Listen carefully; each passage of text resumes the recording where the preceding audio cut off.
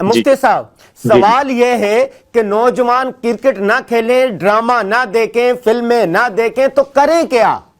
وقت کیا کیسے پاس کریں؟ ان کے پاس تو کرنے کو کچھ ہے نہیں، کریں کیا؟ دیکھیں، جہاں تک میں سمجھتا یہ ہوں کہ یہ رمضان ماہ قرآن ہے،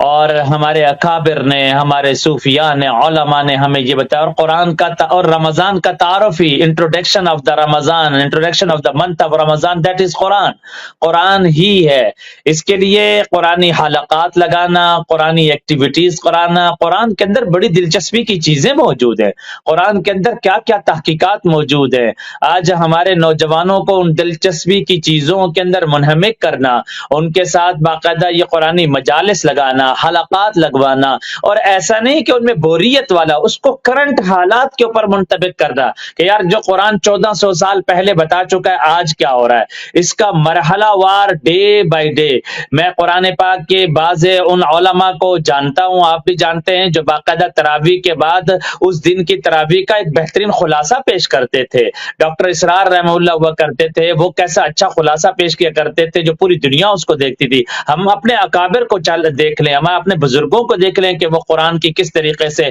اگر آپ دیکھ لیں بر صغیر کی پوری تاریخ میں دیکھ لیں، ہماری ماں اور بہنوں کے اندر رمضان کے مہینے میں قرآن کے مقابلے ہوا کرتے تھے۔ اگر ماں ہوتی تھی وہ 10 پارے تلاوت کرتی تھی، بیٹی 5 پارے کر رہی ہوتی تھی، ساس 8 پارے کر رہی ہوتی، بہو 10 پارے کر رہے ہوتے تھے۔ ان کی عورتوں کے اندر میک اپ کا یا کپڑے دھونے کا یا کپڑے یا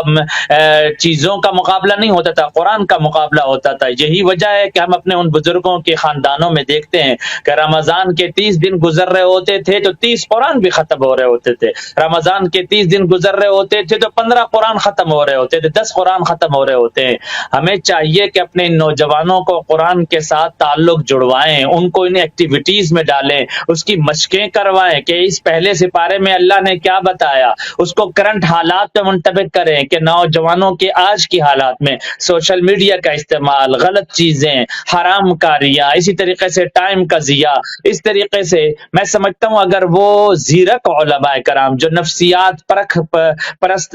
پرکھنے والے ہیں، سمجھنے والے ہیں، وہ اگر ان نوجوانوں کی ٹولیاں بنا کے، حلقات بنا کے ان دنوں کے اندر اگر اس طریقے سے لے جائیں گے، رمضان کے ظہر کے بعد یا تراویح کے بعد یا 10 بجے کے ٹائم پہ یا تہجد کے اوقات، تو میں سمجھتا ہوں ہم اپنے نوجوانوں کو ایک اچھا مصروف کر سکتے ہیں۔ پتہ نہیں کیوں ہم گلی کوچ کے نوجوانوں کو یہ پیغام بھی دینا چاہتے ہیں کہ جو حافظ نہیں ہوتا ان کو یہ پیغام دینا چاہتے ہیں کہ رمضان تو کرکٹ کا مہینہ ہے، کہ رمضان میں ہم دن میں سوئیں گے، رات بھر جاگیں گے۔ اس تصور سے نکالنے کی ضرورت ہے اپنی سوسائٹی کو۔ اور مجھے پتا ہے کہ ماشاءاللہ کراچی کے بعض مساجد اور مدارس کے ائمہ بڑا خوبصورت کام کر رہے ہیں۔ اگر بیت السلام میں جائیں، مولانا عبدالستار صاحب کی ایکٹیویٹیز کو دیکھیں، دارالعلوم کراچی ہمارا مادر علمی ہے، ہم نے اسے کیا کچھ بڑھایا ہے، جامعۃ الرشید کو دیکھیں اور اکابر کے صفات کو دیکھیں۔ یہ ہر گلی اور ہر مسجد کے امام کی ذمہ داری ہے کہ وہ اپنے لوگوں کو، اپنے نوجوانوں کو مصروف کریں۔ میں نہیں سمجھتا کہ اگر اس طریقے سے نوجوانوں کا عشق قرآن سے لگا لیا جائے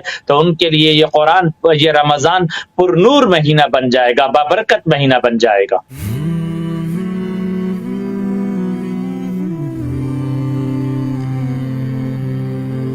رمضان المبارک کی پر نور ساعتوں میں دیکھیے درسقرآن.com کے یوٹیوب اور فیس بک پر ہلال رمضان، سوشل میڈیا پر سب سے قدیم اور سب سے ریلائبل برانڈ www.درسقرآن.com۔